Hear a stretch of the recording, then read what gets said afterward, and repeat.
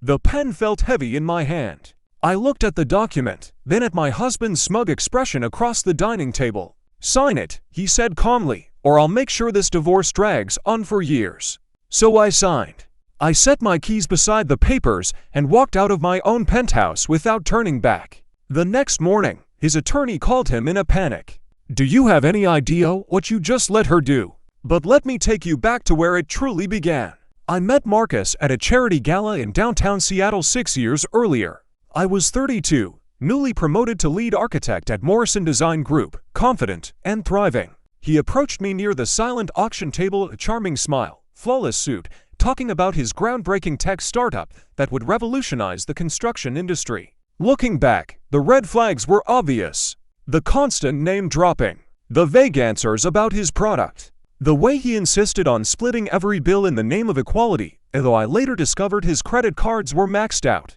But I was lonely. I had spent my 20s working 80-hour weeks, sacrificing relationships for promotions. Marcus made me feel noticed. He asked about my day. He remembered my favorite wine. He brought lunch to my office when I forgot to eat. We married after 18 months. My mother had passed 2 years earlier. She left me 3 priceless things: her vintage Cartier watch from the 1950s, her collection of original watercolor paintings, and a handwritten letter reminding me never to let anyone dim my light. The watch stayed locked in my safe. The paintings filled our penthouse walls. The letter remained in my nightstand. The first year of marriage was good. Marcus was attentive, ambitious, always planning his next big venture. I didn't mind covering expenses while he built his company. Year 2, the startup collapsed. Investors pulled out. He blamed everyone but himself. I paid off the $30,000 debt he had secretly accumulated. Year 3, more failed companies. More seed investments from me. Meanwhile, I became partner at my firm, earning $300,000 a year. Marcus earned excuses. Year 4, he stopped pretending. Golf courses replaced offices. Designer clothes replaced responsibility. Then I found the texts. A notification from Sophia Chen. "Can't wait to see you tomorrow, baby. Wear the shirt I bought you." 6 months of messages. "I love you. You're the only one who understands me. And once I get my share of the divorce, we'll be set for life." I looked her up. Instagram influencer. 200,000 followers. Luxury lifestyle content. On her wrist my mother's Cartier watch. The one I thought I had misplaced. I didn't scream. I didn't confront him. I took screenshots. I emailed them to myself. I put the phone back exactly where it had been. That night, while Marcus slept peacefully, I began planning. I called my former college roommate, Helen Park, now one of the top family law attorneys in Washington state. "I need help," I told her. And discretion. For 6 months, we worked quietly. I moved the penthouse into a revocable living trust, a separate property, purchased before marriage with inheritance funds.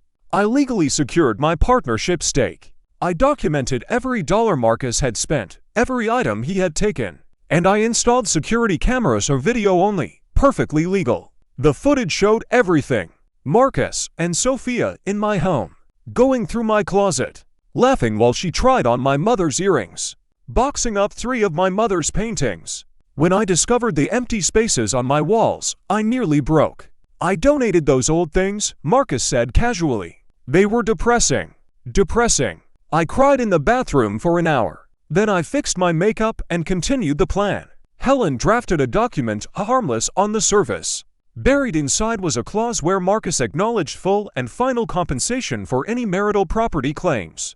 He signed without reading. Weeks later, he demanded the penthouse, half my business, and spousal support. I pretended to fight. I pretended to lose. 3 days before I walked out, I signed what looked like a surrender of the penthouse. In reality, it meant nothing. The trust already owned it. The morning after I left, Marcus discovered the smart home no longer recognized his voice. Building management confirmed he had never been listed as owner. His Tesla, registered in my name, disabled remotely. His credit cards, declined. Meanwhile, Seattle police were at Sophia's apartment with a warrant. The security footage clearly showed her removing stolen property. They recovered everything: the watch, the earrings, the paintings. Marcus was served with a civil lawsuit for fraud, theft, and unjust enrichment. His own lawyer later screamed at him, "She played you. You signed away everything." The divorce finalized 6 weeks later. Marcus received nothing. In fact, he owed restitution. Sophia's influencer career collapsed. Sponsorships vanished overnight. Marcus moved back in with his mother in Spokane. No penthouse. No Tesla. No empire. Some might call it revenge. It wasn't revenge. It was accountability. Last week, I rehung my mother's paintings. I placed her watch back in my safe beside her letter. I poured a glass of wine and made a quiet toast. To new beginnings. And to never letting anyone dim my light. The penthouse is peaceful now. The city sparkles below. For the first time in years, I feel like myself again. I didn't destroy him. I simply stopped protecting him from the consequences of his own choices. And without me to catch him, he fell.